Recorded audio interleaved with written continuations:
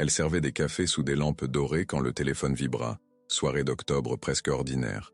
3 hommes en costume noir n'avaient rien bu. Il laissa une carte. À 22 heures, 5 voitures noires s'arrêtèrent. 12 billets violets glissèrent. Une serrure céda. Personne ne regarda. À minuit, on frappa encore. Certaines décisions ont des conséquences que vous n'imagineriez jamais. La pluie tambourinait contre les vitres du Café Lumière, rythmant la soirée parisienne d'octobre. Les lumières dorées se reflétaient sur les pavés mouillés du 11e arrondissement, créant cette atmosphère si particulière des fins de journée d'automne. À l'intérieur, l'odeur du café fraîchement moulu se mêlait aux conversations feutrées des derniers clients. Camille Dubois essuyait machinalement le comptoir en zinc, ses gestes précis trahissant ses 2 années d'expérience dans cet établissement. 24 ans, cheveux châtains toujours parfaitement attachés, elle avait cette élégance naturelle des Parisiennes qui savent porter un simple tablier noir comme une robe de soirée. Son regard noisette scrutait discrètement la salle, attentive aux besoins de chaque client. Dans le coin le plus reculé, près de la fenêtre donnant sur la rue Oberkampf, un groupe d'hommes occupait la grande banquette de cuir rouge. Ils n'avaient pas touché à leurs expressos, refroidis depuis longtemps. Le silence pesait autour d'eux, contrastant avec l'animation habituelle du café. Camille avait remarqué leur arrivée 1 heure plus tôt. Costumes sombres impeccables, montres suisses qui accrochaient la lumière, regards qui balayaient constamment l'espace. Au centre de ce groupe, un homme d'une 40aine d'années se détachait naturellement. Vincent Moreau possédait cette prestance particulière des hommes habitués à commander sans élever la voix. Cheveux gris argentés parfaitement coiffés, mâchoire carrée, cicatrice fine au-dessus du sourcil gauche. Ses yeux bleus acier ne quittaient jamais vraiment la salle, même quand il écoutait ses associés murmurer des chiffres et des noms. Le téléphone de Vincent vibra.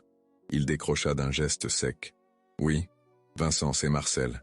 Le container du Havre pose problème. » « Quel genre de problème ? » ?»« Les douanes.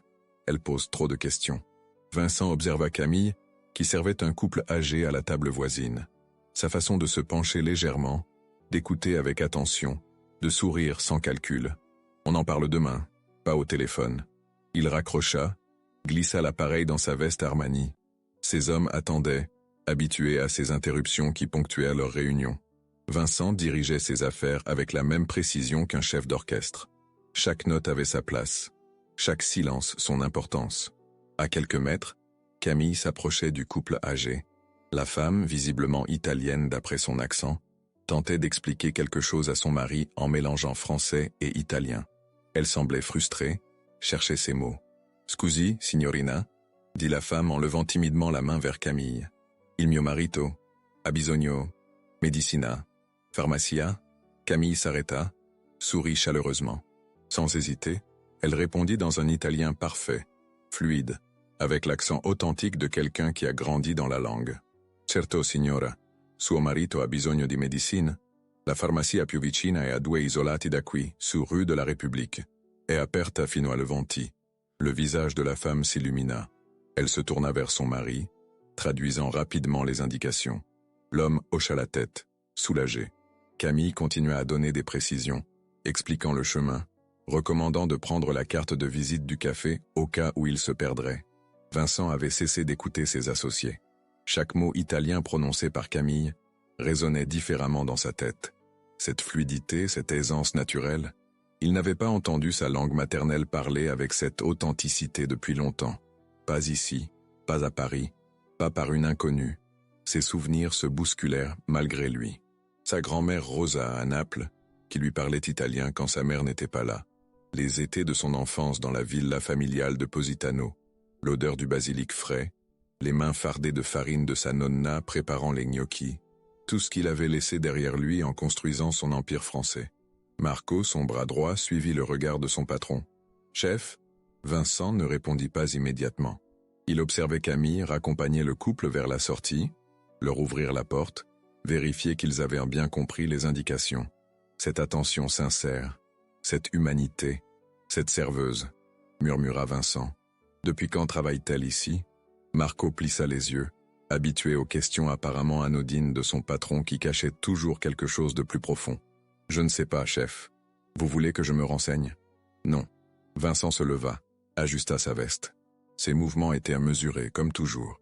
Rien dans son attitude ne trahissait l'émotion qui venait de le traverser. Il s'approcha du comptoir où Camille rangeait les tasses propres. « Excusez-moi, mademoiselle. » Camille se retourna. De près, Vincent était encore plus impressionnant. Cette aura de pouvoir qui émanait de lui, cette façon qu'il avait de prendre possession de l'espace rien qu'en s'y tenant debout. « Oui, monsieur ? J'ai entendu que vous parliez italien tout à l'heure. »« Ah oui ?» Camille sourit, un peu surprise. « Mes parents ont émigré de Sicile dans les années 90. J'ai grandi bilingue. »« Sicile. » Vincent répéta le mot comme s'il goûtait un vin rare. « De quelle région ? » ?»« Palerme. »« Enfin, un petit village près de Palerme. »« Mondréal. » Vincent hocha lentement la tête. Mondréal. Il connaissait. Les collines dorées, les oliviers centenaires, les petites églises byzantines. Il y était passé plusieurs fois dans sa jeunesse quand son père l'emmenait régler des affaires avec les familles locales. « C'est magnifique là-bas.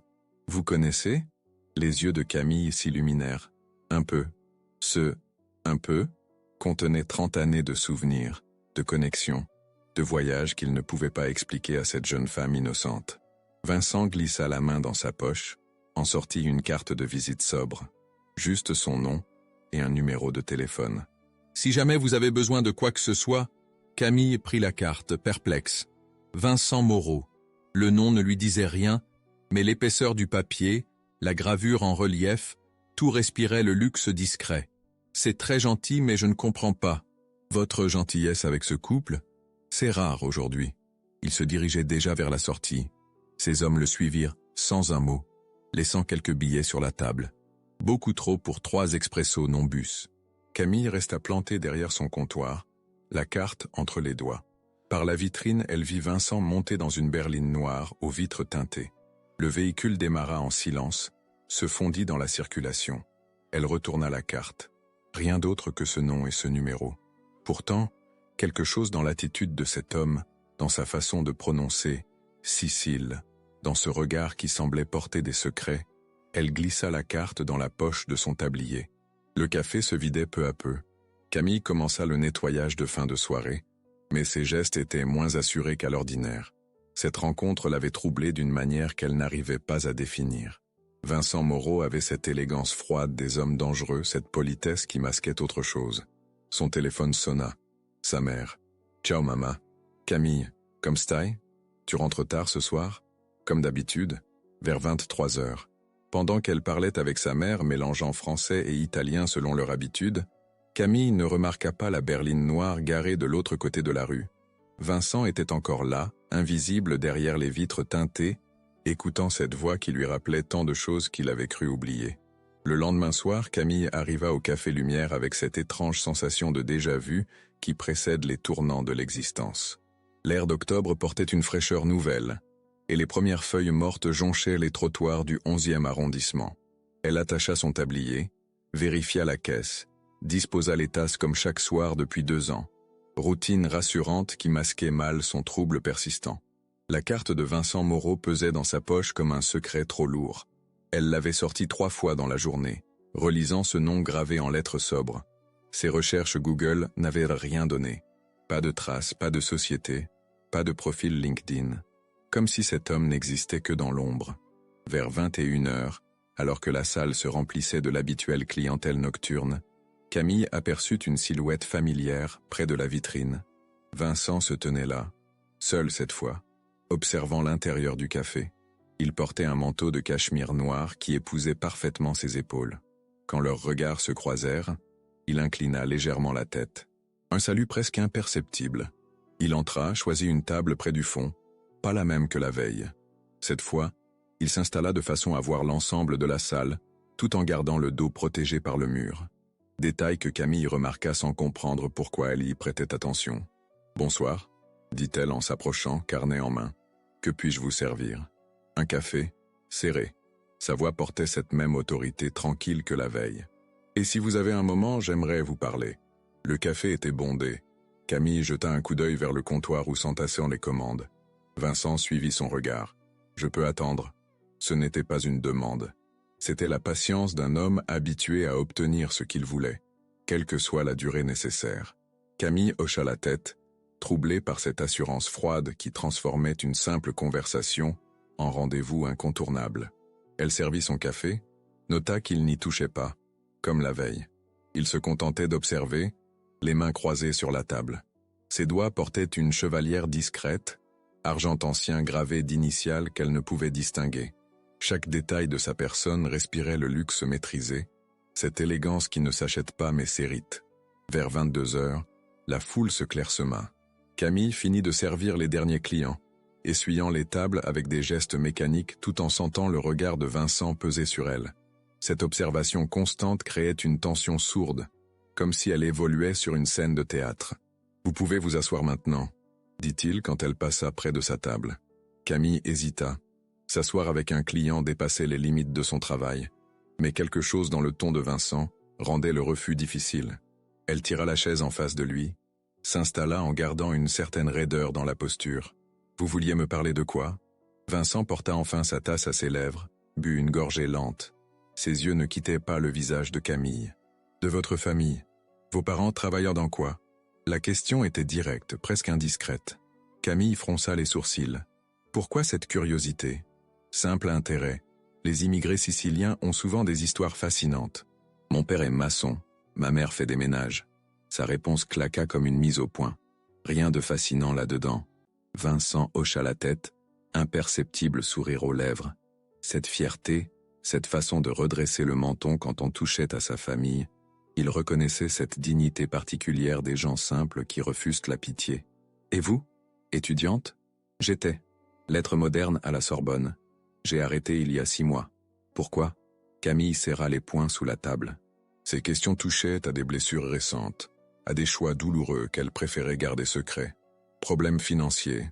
Mon père a eu un accident de travail. Plus de revenus pendant 4 mois. Vincent acquiesça silencieusement. Il connaissait cette réalité, ces familles qui naviguent au bord du gouffre où le moindre imprévu peut tout faire basculer. Il avait grandi dans ce monde avant de le dépasser par des moyens que Camille ne pouvait imaginer. Vous comptez reprendre vos études ? Peut-être, quand nous aurons remboursé les dettes.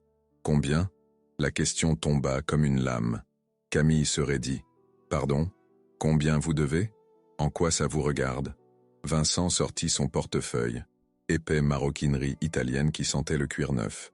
Il en tira plusieurs billets de 500 €, les posa sur la table sans ostentation.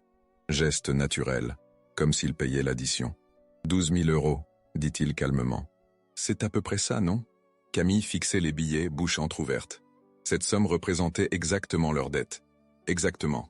Comment pouvait-il savoir ? Comment vous ? J'ai fait quelques vérifications. Cette phrase glissa entre eux comme un aveu de surveillance. Vincent ne niait pas avoir enquêté sur elle, fouillé dans sa vie privée. Cette intrusion aurait dû la mettre en colère, mais quelque chose dans son ton, dans cette absence totale de honte, transformait l'indiscrétion en évidence. Vous m'avez fait suivre, protéger, nuance importante, protéger. Le mot résonna étrangement. Camille réalisa qu'elle n'avait remarqué aucune surveillance, aucune présence anormale. Cette invisibilité était peut-être plus inquiétante que l'espionnage lui-même. Protéger de quoi ? Vincent reprit sa tasse, but une nouvelle gorgée. Le silence s'étira, lourd de sous-entendus. Autour d'eux, le café se vidait peu à peu. Les derniers clients payaient, enfilaient leurs manteaux, disparaissaient dans la nuit parisienne. Paris peut être dangereux pour une jeune femme seule. Je ne suis pas seul, j'ai ma famille. Votre père a 47 ans et le dos brisé. Votre mère nettoie des bureaux 12 heures par jour. Votre frère cadet prépare son bac. Vincent énumérait ses faits avec la précision d'un dossier administratif. Vous êtes plus seul que vous ne le pensez. Cette connaissance intime de sa situation fit frissonner Camille. Combien de temps avait-il fallu pour rassembler ces informations ? Combien de personnes travaillaient pour cet homme ? Que voulez-vous exactement ? Vous aider ? Pourquoi ? Vincent se pencha légèrement vers elle. Cette proximité révélait les détails que la distance masquait. La cicatrice fine au-dessus de son sourcil, les rides naissantes au coin de ses yeux, l'ombre permanente de sa barbe malgré un rasage récent. Hier soir, vous avez parlé italien à ces personnes âgées. Naturellement, sans calcul. Sa voix se fit plus grave. Cette spontanéité, elle me rappelle des choses que j'avais oubliées. Quelles choses ? L'époque où les gestes étaient gratuits. Camille ne comprenait pas entièrement, mais elle percevait la mélancolie derrière ses mots. Cet homme puissant, habitué à tout acheter, semblait nostalgique d'une innocence perdue. « Je ne veux pas de votre argent. » « Je sais. » Vincent sourit pour la première fois. expression fugace qui transformait complètement son visage. C'est exactement pour ça que je vous le propose. Il glissa les billets vers elle. Considérez cela comme un investissement. Dans quoi? Dans ce que vous pourriez devenir. Cette phrase énigmatique flottait entre eux comme une promesse et une menace. Camille fixait l'argent. 12 000 euros. De quoi solder les dettes, reprendre les études, offrir un répit à sa famille. Mais à quel prix? Et en échange? Rien pour l'instant. Pour l'instant. Exactement. Cette honnêteté brutale était plus effrayante que n'importe quel mensonge. Vincent ne cachait pas qu'il attendrait quelque chose en retour. Plus tard, quand elle serait redevable. Camille repoussa les billets. Non. Vincent ne parut ni surpris, ni contrarié. Il rangea l'argent avec la même tranquillité qu'il l'avait sorti. Réfléchissez, vous avez mon numéro. Il se leva, enfila son manteau. Geste fluide d'un homme habitué au refus temporaire. Votre café? Dit Camille en désignant la tasse pleine. Je ne bois jamais ce que je commande, juste une habitude. Il disparut dans la nuit, laissant Camille seule avec ses questions et cette sensation troublante d'avoir échappé de peu à quelque chose d'irréversible. Une semaine s'écoula sans que Camille revoie Vincent Moreau. 7 jours pendant lesquels elle scruta machinalement la rue à travers les vitres du café, guettant une silhouette qui ne venait pas. Cette absence était plus troublante que sa présence. Elle avait fini par se convaincre que cette rencontre étrange appartenait au passé, jusqu'à ce mardi soir où tout bascula. Il était 22 heures passées quand son téléphone vibra. Numéro inconnu. Camille décrocha par habitude professionnelle, s'attendant à une réservation de dernière minute. Camille? La voix de Vincent, grave et posée, la fit sursauter. Comment avait-il obtenu son numéro personnel? Monsieur Moreau? J'ai besoin de vous voir. Maintenant. Je travaille. Le café ferme dans 1 heure. C'est urgent. Quelque chose dans son ton avait changé. Cette urgence contenue, cette tension qu'il ne parvenait plus à masquer complètement. Camille regarda autour d'elle. Le café était presque vide, juste un couple qui sirotait un dernier verre près de la fenêtre. Je ne peux pas partir maintenant. Votre patron s'appelle Henri Beaumont, ancien boxeur, reconverti dans la restauration après un accident de voiture en 2018. Il vous apprécie beaucoup. Vincent débitait ces informations avec la même précision clinique que la fois précédente. Il acceptera que vous partiez plus tôt si je le lui demande. Cette connaissance intime de son environnement professionnel glaça Camille. Vincent ne se contentait pas de la surveiller. Il cartographiait sa vie entière. Où voulez-vous qu'on se retrouve? Nulle part. Je viens vous chercher. La ligne se coupa. Camille fixa son téléphone, le cœur battant. Par la vitrine, elle aperçut la berline noire qui se garait en face du café. Vincent en descendit, costume sombre impeccable malgré l'heure tardive.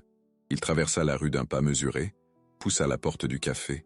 Henri sortit de sa cuisine, tablier taché de sauce tomate, sourire commercial aux lèvres. Mais quand il vit Vincent, son expression changea. Quelque chose dans la prestance de cet homme, dans sa façon d'occuper l'espace, commandait le respect. « Bonsoir, monsieur. »« Bonsoir. J'aimerais emprunter Camille quelques heures. Affaire familiale urgente. » Henri regarda Camille, puis Vincent. Il hocha la tête sans poser de questions, comme si refuser était impensable. « Bien sûr, Camille, tu peux y aller. Je ferme seul ce soir. » Camille ôta son tablier, prit son manteau. Vincent l'attendait près de la porte, tenant celle-ci ouverte avec une courtoisie qui masquait mal l'autorité de sa demande. Elle le suivit vers la berline, où un chauffeur tenait déjà la portière arrière ouverte.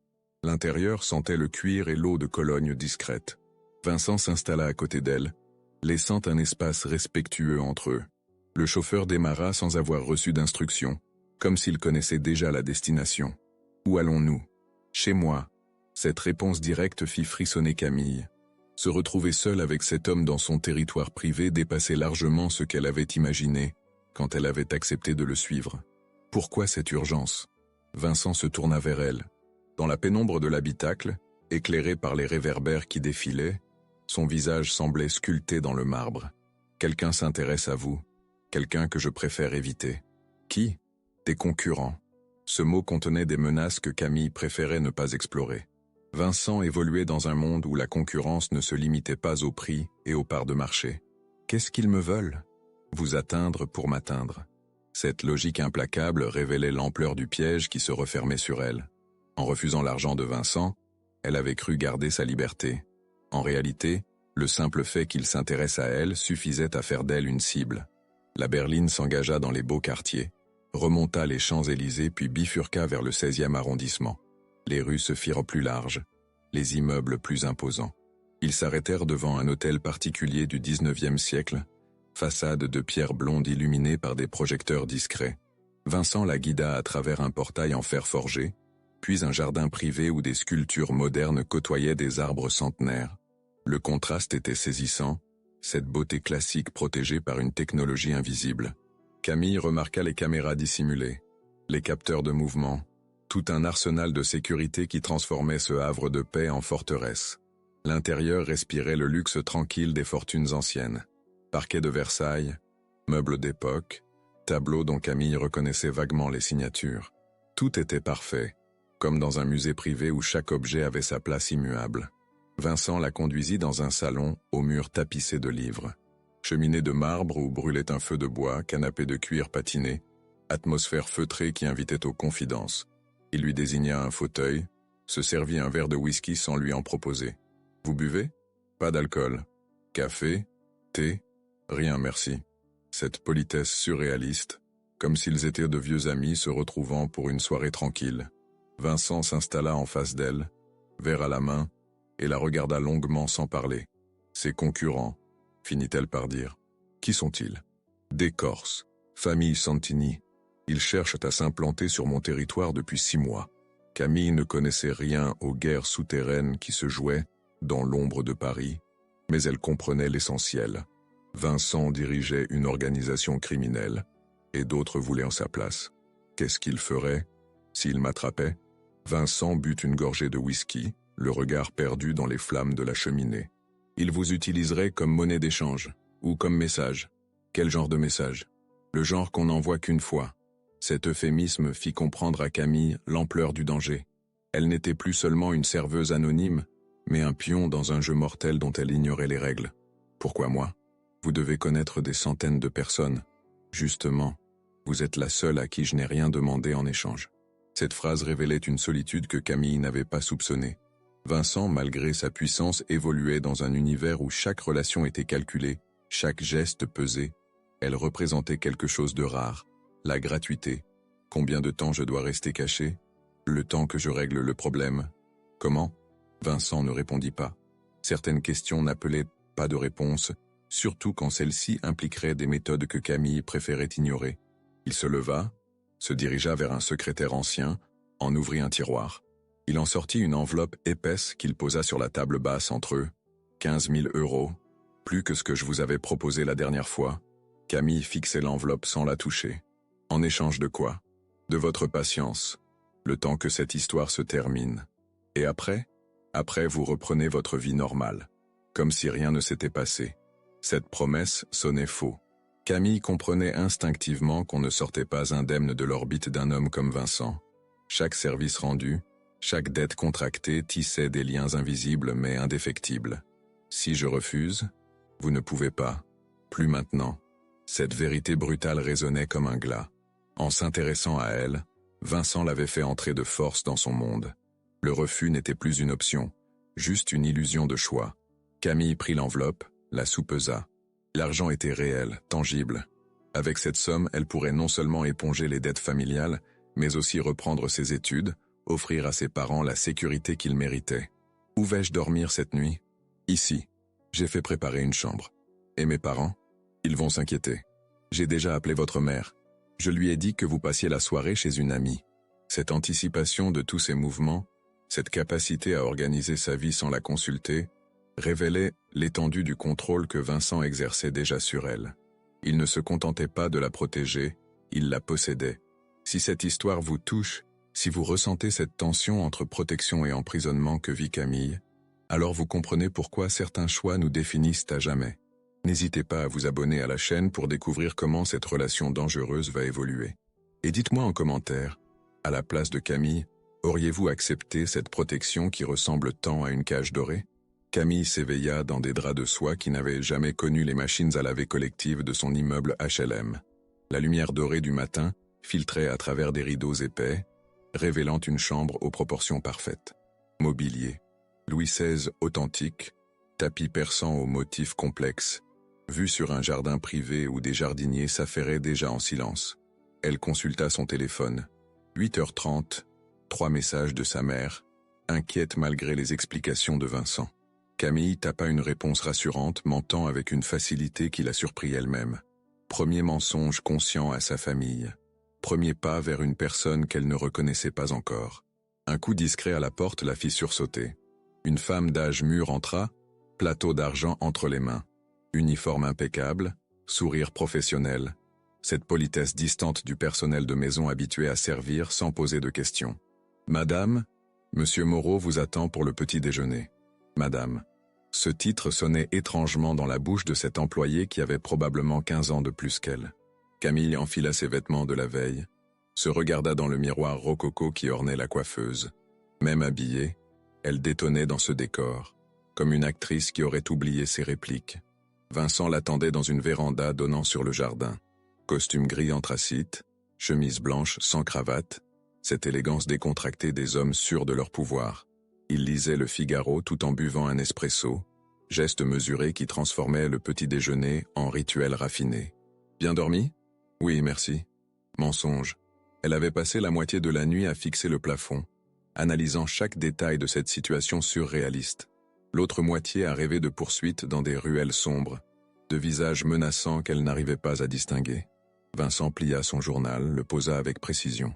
Chaque geste était calculé, comme s'il économisait ses mouvements pour des moments plus cruciaux. « J'ai des nouvelles concernant les Santini. » Camille s'assit en face de lui, accepta le café que lui servait la gouvernante. Liquide noir et fort qui contrastait avec la délicatesse de la porcelaine de Limoges. Bonnes ou mauvaises, dépend du point de vue. Ils ont tenté quelque chose cette nuit. Cette phrase tomba comme une pierre dans l'eau calme de ce petit déjeuner bourgeois. Camille reposa sa tasse, sentit son estomac se nouer. « Quoi ? Ils ont visité votre appartement ?»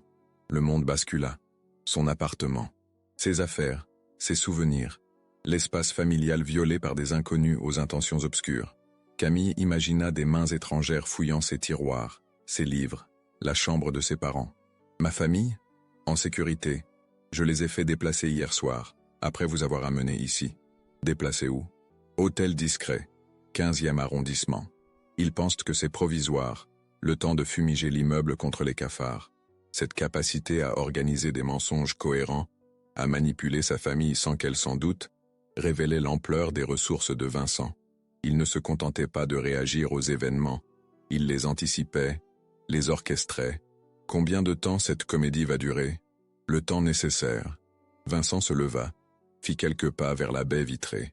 Dans le jardin, les jardiniers taillaient des buis avec une précision géométrique. Tout dans cet univers obéissait à un ordre implacable. « J'ai une proposition à vous faire. Je vous écoute. » Il se retourna, la regarda avec cette intensité qui la mettait mal à l'aise, comme s'il lisait en elle des choses qu'elle ignorait elle-même. « Travaillez pour moi. » Comme quoi ? Assistante, traductrice, interface avec mes partenaires italiens. Camille comprit immédiatement. Vincent ne cherchait pas seulement à la protéger, mais à l'intégrer définitivement dans son organisation. Cette offre d'emploi était un piège doré, une façon élégante de transformer sa protection temporaire en dépendance permanente. Quel salaire ? 8 000 € par mois.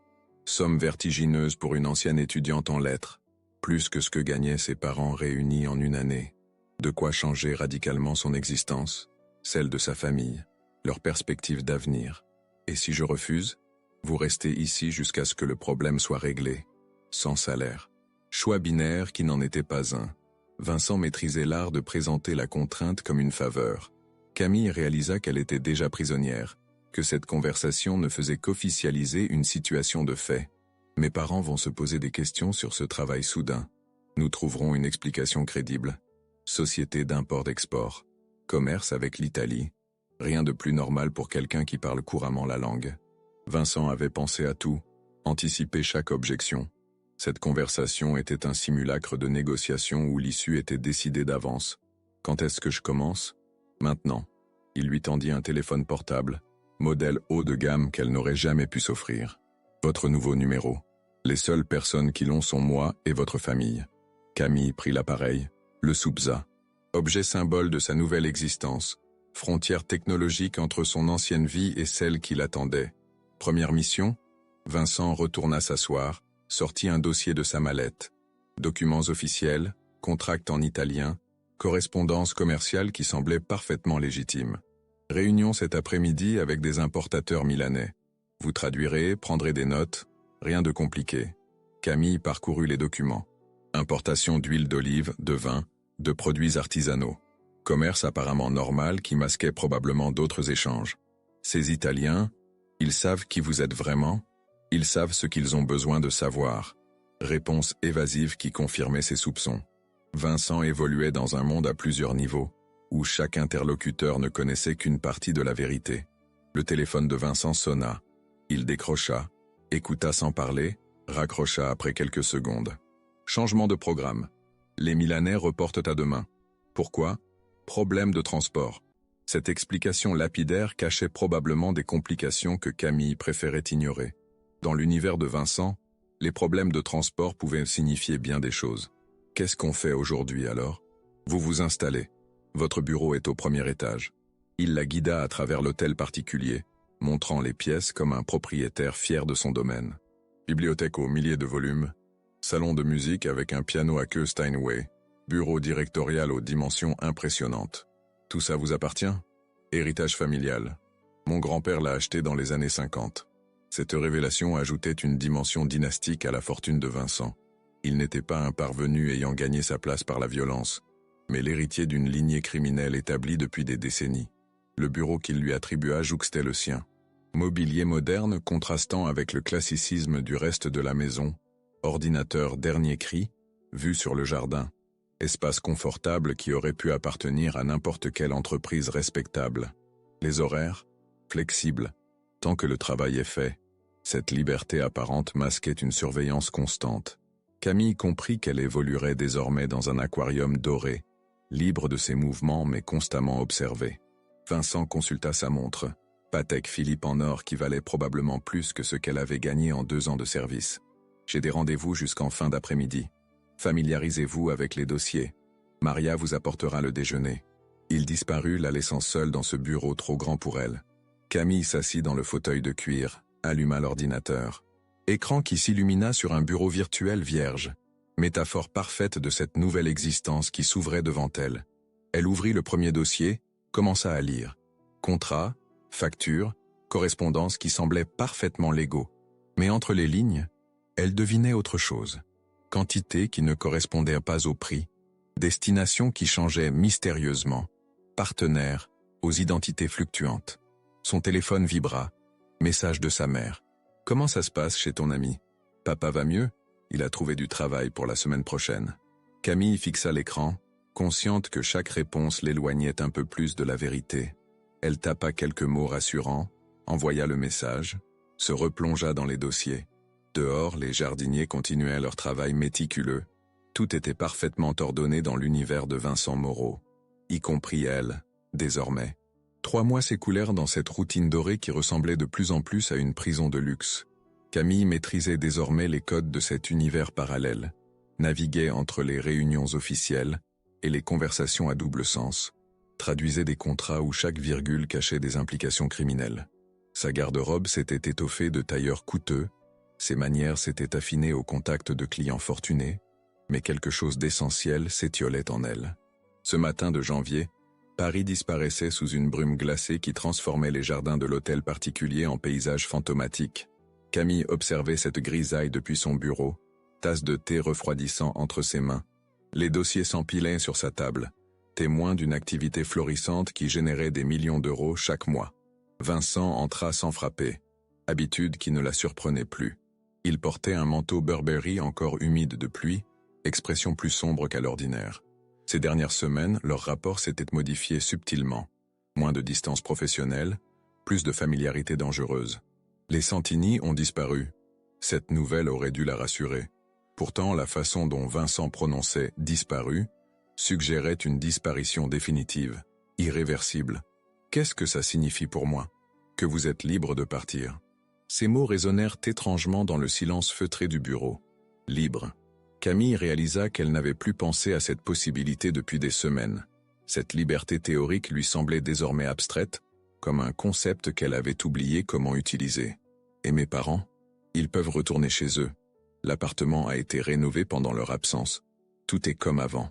Mensonge, charitable. Rien ne serait jamais comme avant. Vincent avait pris soin de la famille Dubois pendant ces 3 mois, payant un hôtel confortable, assurant les soins médicaux du père, offrant à la mère un travail mieux rémunéré. Cette générosité créait des dettes morales plus solides que n'importe quel chantage. « Vous voulez que je m'en aille ?» Vincent s'approcha de la fenêtre, contempla le jardin où les sculpteurs taillaient leurs créations éternelles. Sa réflexion s'étirait, chargée de non-dits. « Je veux que vous choisissiez en connaissance de cause. Qu'est-ce que vous entendez par là ?» Il se retourna, la regarda avec cette intensité qui la troublait depuis le premier jour. Mais cette fois, quelque chose de vulnérable perçait dans son regard. « Si vous partez maintenant, vous reprenez votre ancienne vie, études, famille, normalité, comme si ces 3 mois n'avaient jamais existé. Et si je reste, vous devenez officiellement ma partenaire, dans tous les sens du terme. » Cette déclaration tomba comme une bombe dans la pièce silencieuse. Partenaire. Le mot contenait des promesses et des menaces, de l'amour et du pouvoir, de la protection et de l'emprisonnement. Qu'est-ce que ça impliquerait concrètement? Vincent s'assit en face d'elle, croisa les mains, geste qui révélait une nervosité inhabituelle chez cet homme toujours maître de lui. Mariage dans 6 mois. Vous deviendrez Madame Moreau, avec tout ce que cela représente. Statut social, fortune, mais aussi responsabilité. Quelle responsabilité? Gérer une partie des affaires.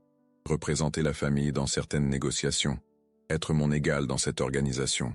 Camille sentit un vertige la saisir. Cette proposition dépassait tout ce qu'elle avait imaginé. Vincent ne lui offrait pas seulement une place dans son lit, mais un trône à ses côtés. Et l'amour dans tout ça? Question naïve qui arracha un sourire à Vincent. Sourire rare, presque timide, qui transformait son visage sévère. Vous croyez que j'aurais pris tous ces risques pour une simple attraction physique? Je ne sais pas ce que vous ressentez vraiment. Ni moi ce que vous ressentez. Cette honnêteté mutuelle créait une intimité nouvelle entre eux. Pour la première fois depuis 3 mois, ils se parlaient comme 2 êtres humains, non comme un patron et son employé. Laissez-moi réfléchir. Bien sûr, prenez le temps nécessaire.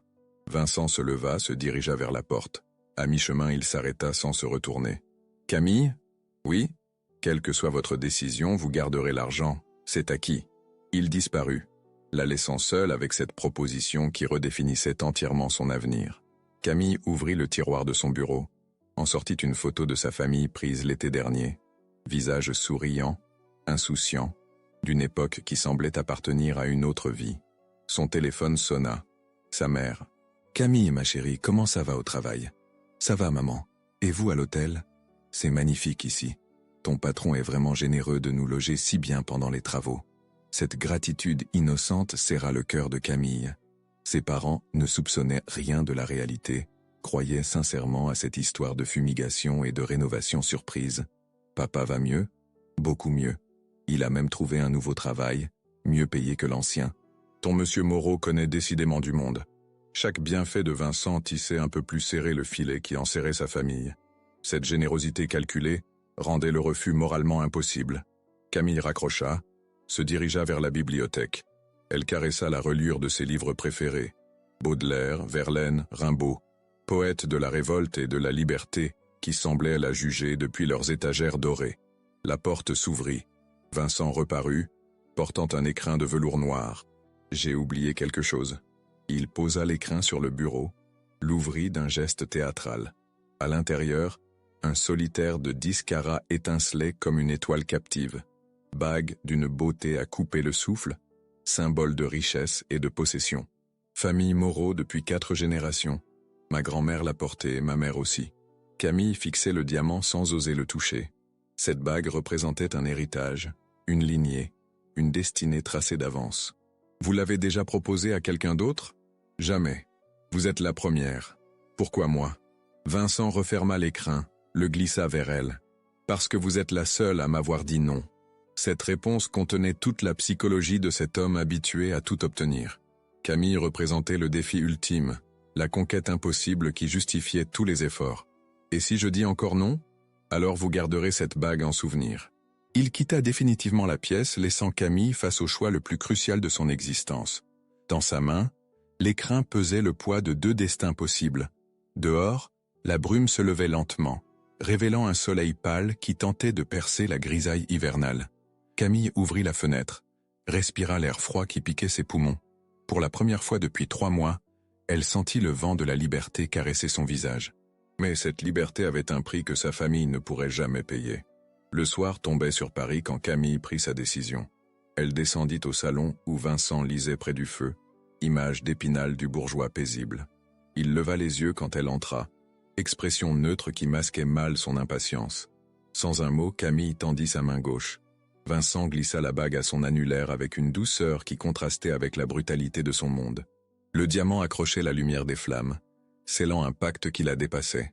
Bienvenue dans la famille, future Madame Moreau. Camille sourit, expression ambiguë qui pouvait passer pour du bonheur ou de la résignation. Dans le reflet de la cheminée, elle aperçut son visage transformé, plus dur, plus calculateur, plus semblable à celui de l'homme qu'elle venait d'accepter d'épouser. Cette nuit-là, pour la première fois depuis 3 mois, elle dormit dans la chambre de Vincent.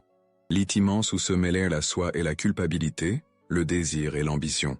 Quand elle s'endormit enfin, Camille rêva qu'elle parlait italien à une vieille femme qui avait le visage de sa grand-mère. Mais dans le rêve, les mots qui sortirent de sa bouche n'étaient plus ceux de la compassion, mais ceux du pouvoir. Et voilà comment Camille Dubois a choisi son destin. Cette histoire vous a-t-elle touché? Vous a-t-elle fait réfléchir sur les compromis que nous faisons tous? Les petits arrangements avec nos principes qui finissent par nous transformer? N'hésitez pas à vous abonner pour découvrir d'autres histoires qui explorent les zones grises de l'âme humaine. Et dites-moi en commentaire, pensez-vous que Camille a fait le bon choix? Était-elle vraiment libre de choisir? Ou Vincent avait-il déjà tout orchestré depuis le début? Vos réflexions enrichissent toujours ces récits qui nous questionnent sur nous-mêmes.